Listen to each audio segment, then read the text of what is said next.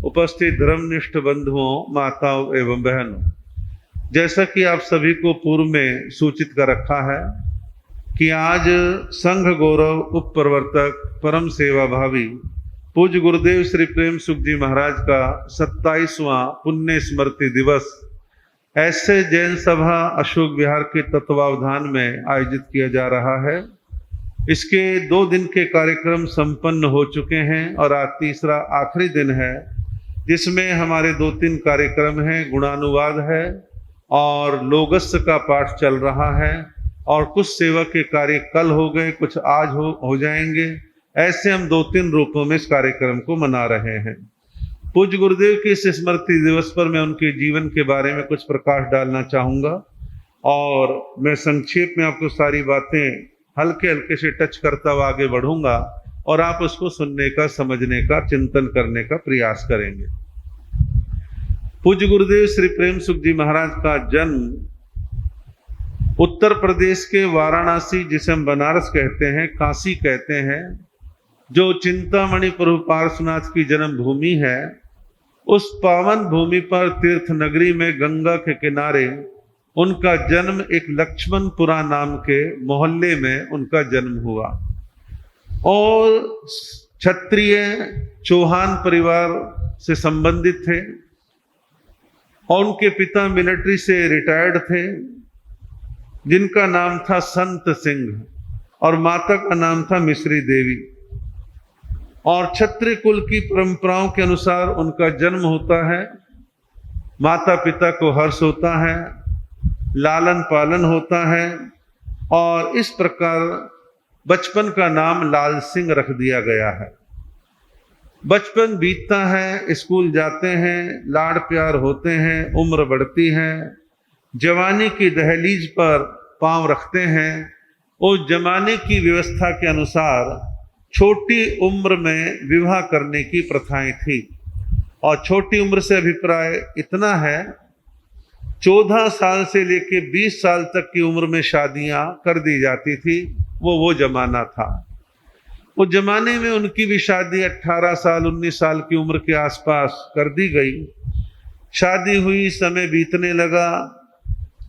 समय आने पर एक बच्चे का जन्म होता है और संसार की नश्वरता के दर्शन होते हैं।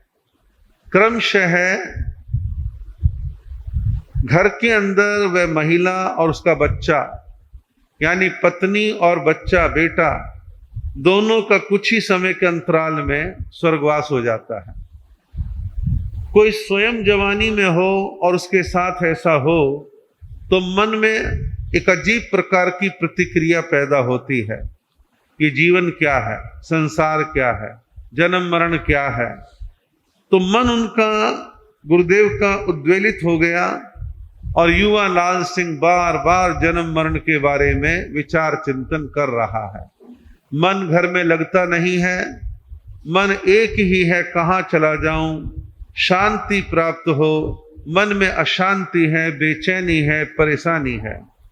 उन्हीं दिनों जैन समाज के और खासतौर पर स्थानकवासी श्रमण संघ के बहुत ही प्रकांड विद्वान कवि उपाध्याय अमर मुनि जी महाराज, वो विचरण करते करते बनारस पहुंचे थे।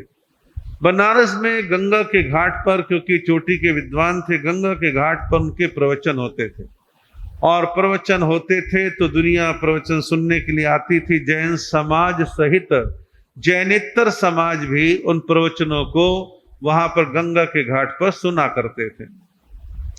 हमारे गुरुदेव भी टहलते हुए, घूमते हुए, वो भी गंगा के घाट पर जिज्ञासावश चले गए और प्रथम बार किसी जैन साधु का प्रवचन सुनना प्रारंभ करा। कई दिन तक प्रवचन चलते रहे, प्रवचन सुनते रहे। कुछ प्रवचनों का प्रभाव, कुछ साधु वेश का प्रभाव, जबकि गंगा किनारे वैदिक परंपरा के गेरुआ वस्त्रधारी सन्यासियों की कोई कमी नहीं, झुंड के झुंड है।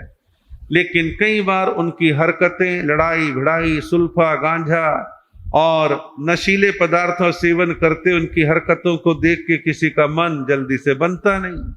परिणाम स्वरूप जैन साधु को देखा, उनकी शालीनता को देखा, उनकी विद्वता को देखा, मन हुआ कि बस कुछ नहीं रखा गृहस्थी के अंदर, पत्नी दुनिया से चली गई, बच्चा दुनिया से चला गया, क्या धरा है संसार के अंदर, और मैं तो ऐसा जैन साधु बनूंगा।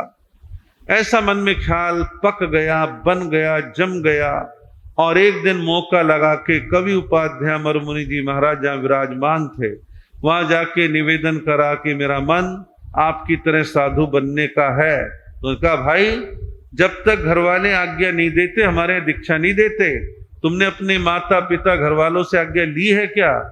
बोले अभी तो आज्ञा ली नहीं है। ठीक है, अभी आज्ञा नहीं हुई और ना जाने आज्ञा कब मिलेगी। तुम आज्ञा लेने की कोशिश करो। हाँ, एक बात का ध्यान रखना, कभी तुम्हें साधु बनने का भाव बन जाए, पक जाए, घर वालों की आज्ञा मिल जाए, तो 3 जगह बतला रहा हूं, वहां पहुंच जाना, कोई ना कोई साधु मिल जाएंगे। एक आगरा लोहा मंडी मोती कटरा, दूसरा दिल्ली सदर बाजार डिप्टीगंज का जैन स्थानक, और तीसरा लुधियाना रूपा मिस्त्री गली। इन 3 जगह पर हमारे स्थानकवासी साधु अक्सर मिल जाएंगे।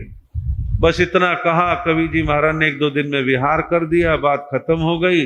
इधर एक दिन मौका लगा करके वो युवा लाल सिंह ने अपने पिता से पूछा, संत सिंह से, कि पिताजी मैं जैन साधु बनना चाहता हूं और मुझे साधु बनने की आज्ञा दे दो। पिता राजपूत थे, गुस्सा आया, बोले तो साधु बनेगा, वो भी जैन साधु बनेगा? जैन साधु ऐसे होते हैं, वैसे होते हैं, नहाते नहीं, धोते नहीं, ऐसा करते हैं, वैसा करते, ना जाने 2-4 बातें सुना दी और जिद करा तो एक लगा भी दिया। मन में एक ही बात कि घर वाले तो आज्ञा देते हुए लगते नहीं हैं, दीक्षा जरूर लेनी है। अब मैं कोई दूध पीता बच्चा थोड़ी ना हूं, मैं बड़ा हो गया हूं, अपने हक अधिकार को जानता हूं।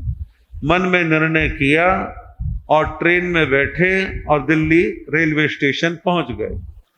डिप्टीगंज सदर बाजार जैन स्थानक में पहुंचते हैं, पूछ लिया भाई जैन स्थानक है, पता चल गया। एक एक सीढ़ी ऊपर चढ़ते हुए गए। ऊपर प्रवचन हॉल में भागमल जी महाराज बैठे थे और भागमल जी महाराज का डील डोल कद काठी पाटे पर बैठे देखा, हाथ जुड़ गए, आगे गए, झुक के नमन किया। तो पूछा छूटते, कौन है भाई, कहाँ से आया? मेरा नाम लाल सिंह है, बनारस से आया हूं। अच्छा, बनारस के तो ठग होते हैं। कहा कि महाराज मैं ठग हूं या क्या हूं, आप जांचो, देखो, परखो। बोले बात क्या है? सारी बात बतलाई कि शादी, ऐसे ऐसे वियोग, घर वालों से बातचीत हुई, आज्ञा मांगी, आज्ञा मिली नहीं। कवि अमर मुनि जी महाराज ने सदर बाजार के बारे में बतलाया था, मैं सदर बाजार आया हूं, आपके चरणों में आया हूं, दीक्षा लेना चाहता हूं। अच्छा, दीक्षा लेना चाहते भाई, ऐसे नहीं देते। और पहली बात तो तू घर वालों की आज्ञा लेके नहीं आया, चल वो भी देख ले, तेरा मन पक्का है, लेकिन जब तक तुम ज्ञान ध्यान अध्ययन नहीं करोगे तुम्हारी हम परीक्षा नहीं ले लेंगे, हम ऐसे दीक्षा नहीं देंगे। बोले ठीक है महाराज। अब प्रतिक्रमण याद करवाना शुरू कर दिया। उस जमाने की व्यवस्था के मुताबिक वैरागियों को घरों में खाना खाने के लिए भेज दिया करते थे और एक प्रसंग गुरुदेव सुनाते थे। उन श्रावकों के भी नाम बतलाए थे, लेकिन मैं जान के नाम नहीं लूंगा। उन श्रावकों के घर पर खाने के लिए भेजा जाता है। श्रावक पुराने थे, कुछ अपने आप में उस अपने ढंग से रहने वाले श्रावक थे। उन्होंने देखा ये दीक्षा लेगा, इसकी परीक्षा ले लेते हैं। परीक्षा क्या ली?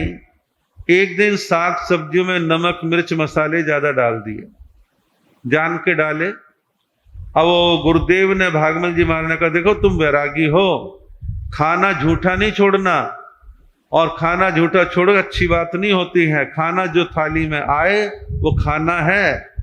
अब इस प्रकार की बात कही गई और उनका पालन करना है, गुरुदेव ने कह दिया। अब गुरुदेव, हमारे गुरुदेव जो हैं वो वैरागी अवस्था में देखते नमक मिर्च ज्यादा है, थोड़ा पानी डाला सब्जी में, किसी तरह साग सब्जी खा ली, रोटी खा ली, ठीक है। अगले दिन उसी श्रावक के फिर गए, अगले दिन मसाले गायब। अब अलूना जैसा आहार दे दिया लगभग। अब वो भी अपने आराम से खा लिया घर, और स्थानक आके भागमल जी महाराज से खाने के बारे में कोई शिकायत नहीं करी। अब शिकायत नहीं करी तो प्रणाम स्वरूप इस प्रकार से उनका काम चलने लगा। डेली जा रहे हैं, आ रहे हैं, खा रहे हैं, पढ़ रहे हैं और धीरे धीरे साधु जीवन ग्रहण करने से पहले का प्रारंभिक अध्ययन उन्होंने कर लिया। प्रारंभिक अध्ययन करने के पश्चात बड़े सादगीपूर्ण तरीके से, बड़े सहज तरीके से दीक्षा प्रदान कर दी गई। जब दीक्षा ली गई तो भागमल जी महाराज भी सदर बाजार में स्थानापति के रूप में विराजमान थे। जंघा बल की समस्या थी, यानी कि नस नाड़ियां जो कमजोर हो जाती हैं उम्र के हिसाब से, वो समस्या थी। और अपने गुरु की सेवा करते हैं, पढ़ाई करते हैं, ये सारा कार्य चलने लगा और इस प्रकार से सारी गतिविधियां चलने लगी। दीक्षा को मुश्किल से 2 साल हुए थे। तो पंजाब से विचरण करते हुए पंजाब के प्रवर्तक जो समय आने पर बने और पंडित श्री शुक्ल चंद जी महाराज, वो भागमल जी महाराज के मित्र थे। वहां आते हैं, मिलते जुलते हैं। तो कहाँ चले पंडित जी? कहा कि भाई अजमेर में आनंद ऋषि जी महाराज का चादर का समारोह है और साधु सम्मेलन है, प्रवर्तक होने के नाते हमें तो जाना ही है, तो वहां जा रहे हैं। तो कई संत उनके साथ में थे। तो भागमल जी महाराज ने कहा, पंडित जी आप तो जा रहे हो और मेरे पास ये मुनि प्रेम सुख अभी नए नए साधु हैं, मेरा इधर का काम ठीक ठाक चल रहा है, आप उनको अपने साथ अजमेर ले जाओ, जब वापसी में आओगे तो यहाँ छोड़ देना और ये भी थोड़ा संत समाज को देखेंगे, विचरण करेंगे, अच्छा रहेगा। तो पंडित शुक्ल चंद जी महाराज के साथ हमारे गुरुदेव साथ में हो लिए और अलवर होते जयपुर, जयपुर से अजमेर गए। अजमेर में जाकर के सारा कार्यक्रम संपन्न होता है। फिर उत्तर भारत के संत उत्तर भारत की ओर आ जाते हैं और हमारे गुरुदेव सदर बाजार में पुनः दोबारा से भागमल जी महाराज की सेवा में पहुंच जाते हैं। पुराने श्रावकों ने बतलाया, कई बार गुरुदेव ने बतलाया कि सदर बाजार 3री मंजिल पर साधु विराजमान होते थे। 1 मंजिल ऊपर तो वैसे नीचे दुकानें वगैरह थे, फिर प्रवचन का, फिर गैलरी के ऊपर 3री मंजिल में विराजमान होते थे।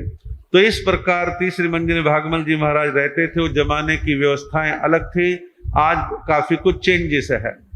दिन में कई बार पहले पहर का पानी लेने जाना, दूसरे पहर का पानी लेने जाना, पानी कम पड़ गया तो शाम को फिर पानी लेने जाना और 2 बार 3 बार दवाइयों के लिए, देसी दवाई अंग्रेजी दवाई के लिए घरों में जाना, घरों से दवाइयां लाना, गोचरी लेके आना, कपड़े धोना। गुरुदेव ने अपने आप को भागमल जी महाराज की सेवा में मनसा वाचा कर्मणा हर प्रकार से जो है समर्पित कर दिया और इस तरह से सेवा करते रहे और बीच बीच में होली दीपावली का तेला भी करते रहे। ये सारा समय बीतने लगा और देखते देखते सन 1971 मार्च का महीना आ गया और सदर बाजार एक ऐसा क्षेत्र था दिल्ली का जहां ओसवाल जैन समाज बस्ती हरफूल सिंह भरा पड़ा था और अग्रवाल जैन, हरियाणा के जैन सारा पहाड़ी धीरज पर भरे हुए थे। इधर आजाद मार्केट, बेरीवाला बाग, बहादुरगढ़ रोड, सब तरफ जैन समाज, स्थानकवासी समाज अच्छी संख्या में था। ये सारी चीजें चलती थी, लेकिन भागमल जी महाराज अति वृद्धावस्था आ जाने की वजह से 4 मार्च 1971 को भागमल जी महाराज का देवलोक हो गया। देवलोक हुआ, गुरुदेव को बड़ा झटका लगा, मन बड़ा अशांत हुआ, लेकिन साधु थे, अपने आप को उन्होंने संभाला और अपने मन को समाधि भाव में लाने का प्रयास करा। भागमल जी महाराज के चरणों में उस समय सुशील मुनि जी महाराज और दिल्ली के आसपास विराजमान अनेक संत साध्वियां वहां सदर बाजार स्थानक और महिला स्थानक में विराजमान थे, अच्छी संख्या थी। और 4 मार्च को एक और कार्य हो रहा था कि उस समय लोकसभा चुनाव की वोटिंग का दिन भी था और मैं भी छोटा था और मेरी उम्र मैं समझता हूं कि लगभग 10-11 साल की थी और एक जैन बच्चा जो मेरे साथ पढ़ता था, उन्होंने कहा हमारे संत का देवलोक हुआ। मैं भी जिज्ञासावश गया और भागमल जी महाराज की अंतिम शोभा यात्रा में निगम बोध घाट तक मैं साक्षी बना। मुझे नहीं मालूम था कि इस परंपरा में कुछ सालों के बाद मेरी दीक्षा होगी। आए, फिर दोबारा पढ़ाई में लीन हो गए, बातें आई गई हो गई। इधर हमारे गुरुदेव और ज्ञान मुनि जी महाराज के कईयों ने दर्शन किए होंगे, कईयों ने नहीं भी किए होंगे, लेकिन दिल्ली में काफी विराजमान रहे, लेकिन तकरीबन समाज में सक्रिय नहीं रहे और बड़े विद्वान थे। तो ज्ञान मुनि जी महाराज और हमारे गुरुदेव दोनों दिल्ली से विहार करके नरेला होते सोनीपत गए। सोनीपत में श्री सुदर्शन लाल जी महाराज मिले। सुदर्शन लाल जी महाराज ने कुछ हित शिक्षाएं दी, प्रेरणाएं दी और कहा कि जैसे भागमल जी महाराज और पंडित त्रिलोक चंद जी महाराज का जोड़ा था, ऐसे तुम्हारे भी जीवन के अंदर ये जोड़ी बनी रहे और खूब तुम आध्यात्मिक तरक्की करो, विकास करो, आदि आदि। सोनीपत से यमुना नदी पार करके यूपी में गए और यूपी में बागपत के पास एक जगह टटीरी मंडी, जिसे आजकल अग्रवाल मंडी कहते हैं, वहां स्थानक में विराजमान थे। लेकिन ज्ञान मुनि जी महाराज के मन में ना जाने क्या चल रहा था, उनका आकर्षण दिल्ली का था और दिल्ली में भी सुशील मुनि जी महाराज की उनकी नजदीकी थी और सुशील मुनि जी महाराज के गौ हत्या आंदोलन आदि अनेक प्रकार की गतिविधियों में उनकी रुचि थी। वो हमारे गुरुदेव को बतलाए बिना अचानक विहार करके दिल्ली आ गए। हमारे गुरुदेव अकेले रह गए, उनका मन बड़ा दुखी सा हुआ और जैन स्थानक की आज्ञा लौटाई, सामान जो लौटाते साधु लोगों लौटाया, बड़े मायूस थे। लेकिन इसी बीच मेरठ में विराजमान श्री फूलचंद जी महाराज और श्री शांति स्वरूप जी महाराज, इनको मालूम पड़ा, उन्होंने संदेश कहलवाया, साधु साधु के काम आता है, आप किसी प्रकार की चिंता ना करें, आप मेरठ आ जाएं और यहाँ हम थानापति हैं ही हैं, आप आराम से यहाँ पर रहो जितना समय रुकना है। हमारे गुरुदेव 2 दिन में 3 दिन में विहार करके मेरठ पहुंच गए। सन 71, 72, 73 3 साल मेरठ जैन नगर में विराजमान रहे शांति स्वरूप जी महाराज फूलचंद जी महाराज के पास और अपना जो कुछ साधु जीवन की विकास के काम करने थे वो करने लगे और सुमति मुनि जी महाराज और हमारे गुरुदेव दोनों जो है अच्छे मित्र बन गए और इस तरह से समय बीतने लगा। गुरुदेव के पास एक वैरागी की दीक्षा होती है। फिर दिल्ली में गुरुदेव को बुलाया गया कि जैन धर्मोपदेष्टा श्रद्धेय श्री फूलचंद्र जी महाराज को सेवा की आवश्यकता है। गुरुदेव सेवा के लिए दिल्ली मोतिया खान में पधारे और तकरीबन 3-1 साल जो है उनकी सेवा का काम किया और इस प्रकार से गुरुदेव ने अपने आप को सेवा में समर्पित कर रखा था। फूलचंद जी महाराज की सेवा करी और अपने जीवन काल में और भी कई संतों की सेवा करी और समय आने पर एक और संत की दीक्षा होती है रत्नेश मुनि, जिनका मैंने एक बार जिक्र किया था। वो दीक्षा होती है लेकिन कर्म योग से, दोनों ही बारी बारी आए और चले भी गए। लेकिन मेरी दीक्षा होने के बाद वो बाद वाले संत गए। मेरी दीक्षा सन 1978 में इंद्रपुरी में गुरुदेव की प्रेरणा से जैन स्थानक बना था। नया नया स्थानक, पहला चौमासा और पहली दीक्षा। मेरी दीक्षा 1978 में संपन्न होती है और मेरी दीक्षा के ठीक लगभग 16-17 महीने के बाद हमारे रमनीक मुनि जी महाराज की दीक्षा 1980 में पटौदी में फूलचंद जी महाराज के गुरुदेव फकीर चंद जी महाराज की समाधि पर दीक्षा संपन्न होती है। इस प्रकार सन 80-90 ये सारा समय बीतने लगा और हमारे गुरुदेव थोड़े से अस्वस्थ रहने लगे। शुगर, बीपी और हार्ट की थोड़ी समस्या ये प्रारंभ हो गई और गुरुदेव के मन में सन 90 आते आते मन में ख्याल आया कि थोड़ा सा यूपी चलते विचरण करने के लिए। तो मेरठ आए थे। मेरठ में शांति स्वरूप जी महाराज के एक बहुत बड़ा कार्यक्रम समाज ने किया दीक्षा के 50 साल का। उसमें हम शामिल हुए। गुरुदेव ने हमसे कहा कि ठीक है, मेरठ तक हम आ गए हैं। मेरे को रमनीक मुनि जो कहा तुम जाओ देहरादून की तरफ और बोले मैं जाता हूँ बनारस की तरफ। खैर बनारस नहीं गए, कानपुर तक गए और एक मेरा लेटर गया को देहरादून बिरादरी की विनती गई और गुरुदेव का सारा विचार बदल गया। वो लखनऊ होते देहरादून पधार गए। देहरादून का शांत हरा भरा वातावरण देख करके उन्होंने विचार करा कि हार्ट की भी समस्या है, बीपी शुगर भी तंग करता है, चलो यही थानापति बैठेंगे। लेकिन बात आई कि थानापति स्थानक में बैठे तो और साधु सतियों को उनके आने जाने का रास्ता रुक जाता है। ले दे के समाज के पास एक ही तो भवन है। तो वह एक बात नई सामने आई कि एक स्थान बना लिया जाए। तो कुछ लोग फटाफट एक ट्रस्ट बनाते हैं। ट्रस्ट बना करके रजिस्ट्रेशन हुआ और सबने मिलजुल करके बहुत जमाने के हिसाब से कहूँ 10.5 लाख रुपए में एक मिलिट्री के रिटायर्ड कर्नल की कोठी 750 गज में मिल गई। प्रेम सुख धाम बन गया, वहां विराजमान हो गए और 7.5 साल लगभग वहां विराजमान रहे। उसके पश्चात जब तकलीफ ज्यादा बढ़ गई और किडनी की तकलीफ हो गई तो दिल्ली इलाज के लिए उनको लेकर के आते हैं। और दिल्ली इलाज के लेकर के आए, हार्ट, किडनी, बीपी, शुगर, ऐसी जो आजकल बड़ी समस्याएं हैं ये सब हो गई। और दिल्ली अपोलो हॉस्पिटल और गंगाराम में उनका इलाज चला। लगभग 6 महीने करोल बाग प्रेम भवन जैन स्थानक में विराजमान रहे। मैं वहां था, उपेंद्र मुनि जी वहां थे, रमनीक मुनि जी महाराज एमए के पेपर देने के वो भी दिल्ली पधार गए और हम लगभग सारे संत करोल बाग में उस साल थे। फरवरी में दिल्ली आ गए, चातुर्मास प्रारंभ हो गया, समय बीतने लगा और देखते देखते ऐसी स्थिति आई कि अगस्त का महीना चल रहा था, पहला सप्ताह था और गुरुदेव की तबीयत थोड़ी सी ज्यादा गड़बड़ करने लगी।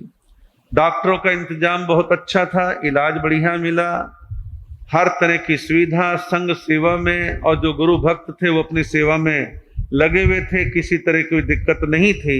लेकिन देखते देखते 5 मार्च का दिन इन्फेक्शन बढ़ने लगा, यूरिन पास नहीं हो रहा था, शरीर में बेचैनी थी, बुखार बढ़ने लगा और रात काटनी मुश्किल हो गई। रात को डॉक्टर आए, डॉक्टरों ने देखा, कहने लगे सुबेरे गंगाराम में लेके जाना चाहिए। दिन निकलते ही व्यवस्था बना ली गई और दिन निकलने के पश्चात गंगाराम हॉस्पिटल में पहुंचाया गया। 6 बजे के पश्चात 7 बज गए, 7:30 बज गए, 8 बज गए और 7:30 के आसपास की मैं बात बताता हूं कि रमनीक मुनि, उपेंद्र मुनि वहां थे, मैं स्थानक में था प्रवचन और अन्य व्यवस्थाओं के लिए।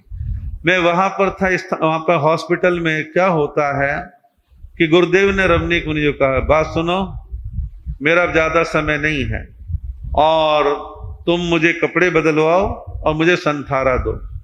रमनीक मुनि जी महाराज ज्यादा खुले हुए थे, उन्होंने कहा कि गुरुदेव ऐसा कुछ नहीं है, आप जल्दी ना करें, संथारे की कोई आवश्यकता नहीं, पहले भी आपकी कई बार तबीयत खराब हुई है, ठीक हो जाते हो और अभी थोड़ी देर में 9 बजते डॉक्टर लोग आ जाएंगे, बड़े डॉक्टर देखेंगे, सब ठीक हो जाएगा। थोड़ी देर चुप रहे और 15-20 मिनट, आधा घंटा बीता है। बोले भाई मेरे कपड़े बदलवाओ और मैं संथारा लेना चाहता हूँ। कहा गुरुजी वेट कर लो।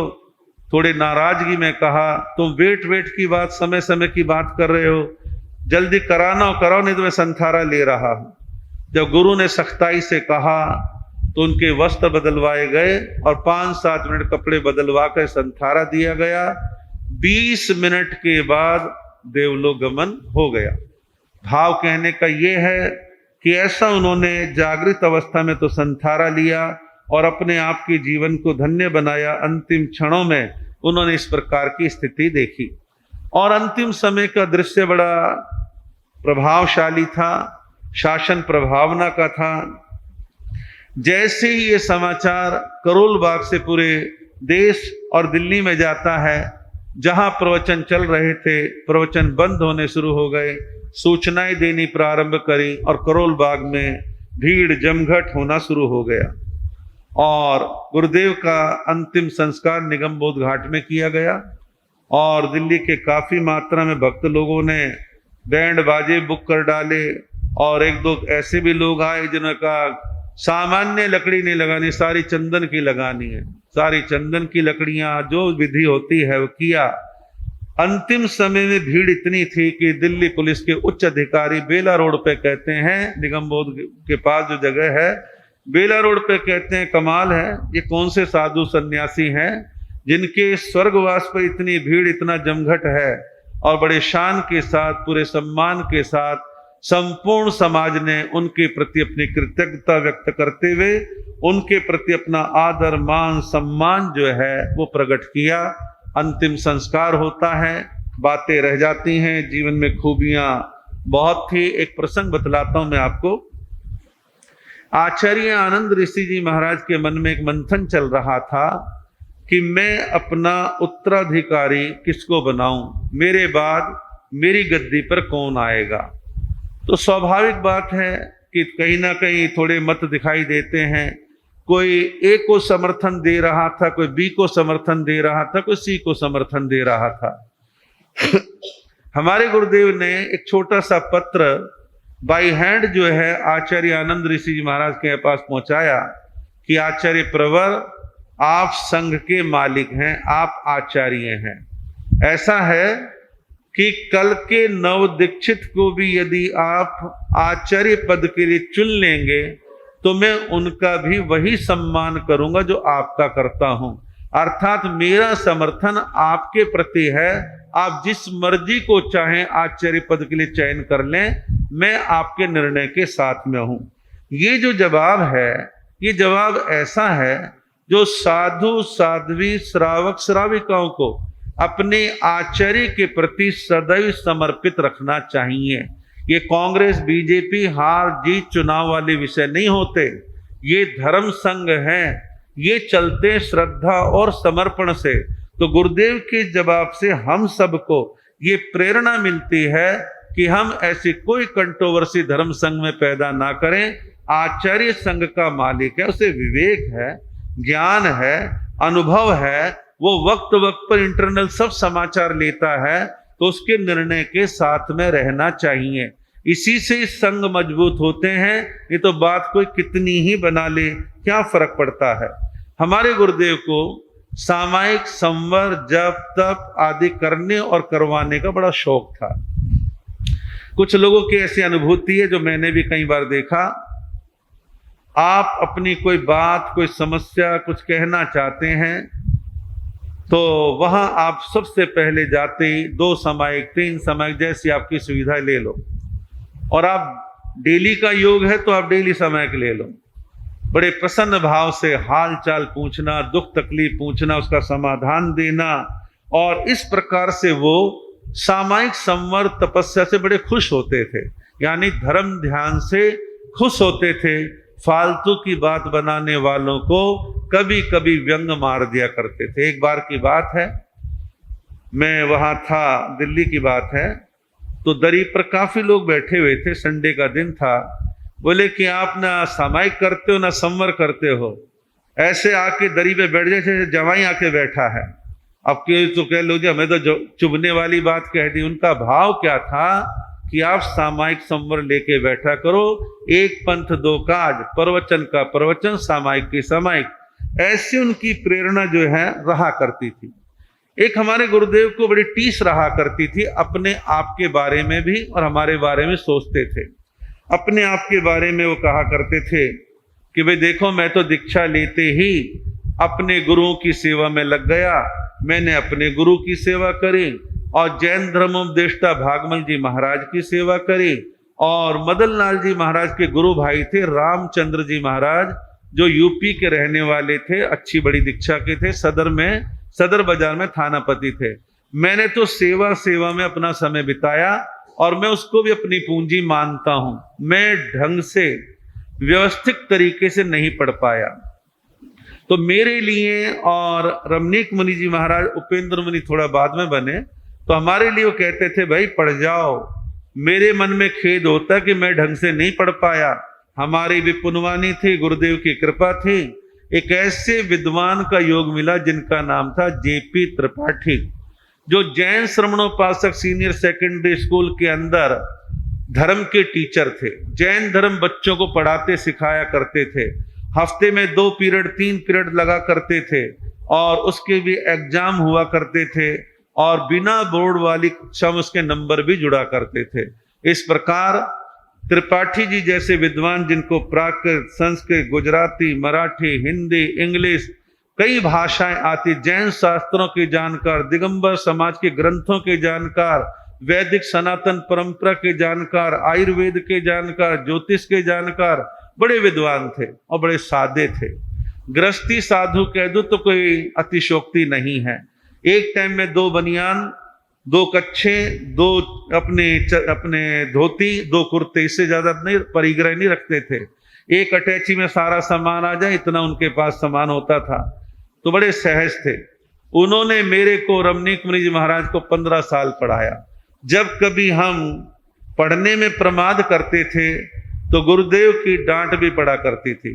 कि गृहस्थी कमा कमा करके तनख्वाह देते हैं और तुम प्रमाद करते हो, आलस करते हो, पढ़ाई करनी है, समय पर सारे काम करने हैं। और एक समय ऐसा भी था, वो जब स्वस्थ थे, मजबूत थे, कहते कि तुम पढ़ाई करो, गोचरी दिन की मैं ले आऊंगा। इस प्रकार गोचरी भी लेने के लिए चले जाते थे और हमारे को अधिक समय पढ़ने के लिए बोला करते थे।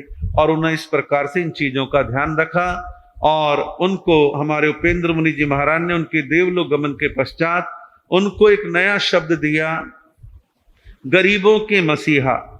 जहां तक गरीबों के मसीहा है, ये एक शब्द भावनाओं से दिया गया है, कोई बुरी बात नहीं है, लेकिन इसका भाव क्या है? कभी उन्होंने गरीबों से ना तो घृणा करी ना उपेक्षा करी, गरीब की बात पूरे मन से सुनते थे। और गुरुदेव का एक फार्मूला था, व्यक्ति रोता पीटता आए, दुखी है, परेशान है, तो कोई मिथ्यात्व के समाधान नहीं बताते थे। पता नहीं क्या वचन सिद्धि थी कि वो कहते, देख तेरा सारे काम ठीक हो जाएंगे, तो मेरे कहने से 1 साल समय कर लगाता बिना नागा के।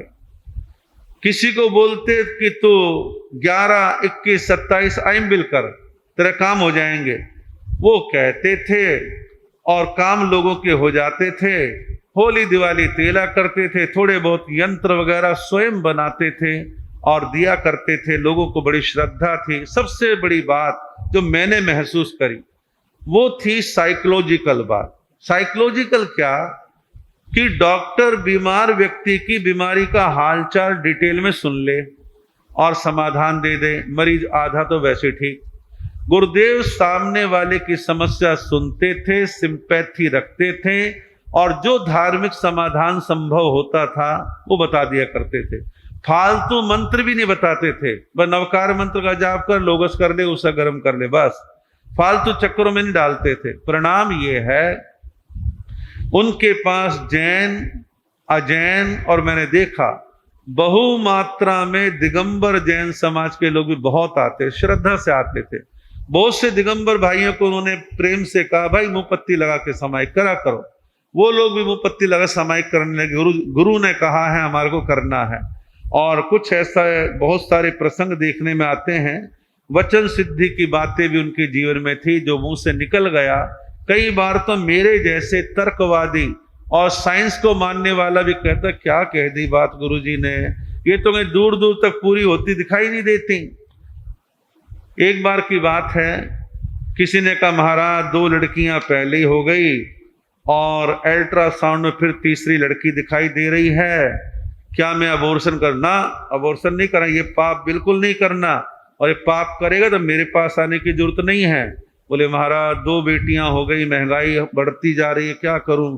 कुछ नहीं, ये अल्ट्रासाउंड वगैरह सब बेकार मशीनें हैं और ये डॉक्टर यूं ही करते रहते हैं, तेरे लड़का होगा। और मैं कहता कमाल है, अल्ट्रासाउंड की मशीन कह रही है, डॉक्टर के गुरुजी अपोजिट बात कर रहे हैं और देखते क्या उसके लड़का ही होता है। ऐसे एक नहीं 2-4 प्रसंग ऐसे हैं, अलग अलग शहरों के हैं और समय इतना नहीं है जो डिटेल में बतलाऊं। तो बहुत सारी चीजें उनके जीवन में ऐसी थी, बड़े करुणावान थे। कई बार गृहस्थियों के दुखों को सुन के उनकी आंखें भीग जाती थी, बड़ा मन में उनके भाव रहते थे, तो सबके प्रति बड़ा प्रेम भाव रखते थे। हाँ, एक चीज है, उन्हें झूठ और कपट ये बर्दाश्त नहीं था। किसी ने बीड़ी सिगरेट शराब का नियम ले लिया, बहुतों के दुर्व्यसन छुड़वाए, बहुत पचखान कराए, लोग पालन करते थे और ऐसा नियम देते थे कि भाई खबरदार टूटा तो उल्टा पड़ेगा, ध्यान रखना। तो बहुत नियम कराते थे। तो गुरुदेव कई बार मैंने देखा, किसी ने शराब का नियम ले लिया और तोड़ दिया और फिर कहा ना ना महाराज पालन हो रहा है, और कहीं से खबर लग गई, बड़े नाराज होते थे और उस पर नाराजगी जाहिर कर दे, झूठ मत बोलो, कमी है तो बोल रहा मेरे में कमी है। इस तरह की उनकी भावनाएं थी और वो लगातार जो है लोगों को प्रेरणा देते, बहुत सारी संस्थाएं बनवाई और अनेक वर्गों के लोग उनके पास आते थे और ऐसा उन्होंने सुंदर जीवन जिया। अंतिम समय यानी कि स्वर्गवास से कोई ये बातें मैं कह रहा हूं लगभग 20 दिन पहले की, 5-7 खास श्रावक जो उनके प्रति बड़े भाव रखते बैठे थे, दिन के 10 बज रहे थे, मैं कमरे में था, उपेंद्र मुनि जी थे, रमणीक मुनि किसी काम में लग रहे थे, तो सबको सुना के कहने लगे, भाई बात सुनो, मैं कल मरता आज मर जाऊं, यानी स्वर्गवास होना हो जाए, मेरी आत्मा ठंडी है। ठंडी से अभिप्राय क्या है? मेरे शिष्य मेरे बारे में कहा, रमणीक मुनि, उपेंद्र मुनि सब स्टैंड कर गए हैं, सब सक्षम हैं और कोई दिक्कत नहीं, कुछ होता है तो हो जाए, यानी निश्चिंतता थी, मरण का कोई भय नहीं था। और कुछ क्षत्रिय लोग कुछ प्राकृतिक तरीके से थोड़े मजबूत भी होते हैं और ऐसा उनका भाव था। और गुरुदेव ने अपने आध्यात्मिक जीवन को बड़े धर्म के साथ पूरा किया और उनको हम और आप सभी परम सेवा भावी बोलते हैं। और इस प्रसंग पर मेरी प्रेरणा हर साल रहती है और कुछ लोग उसका पालन भी करते हैं।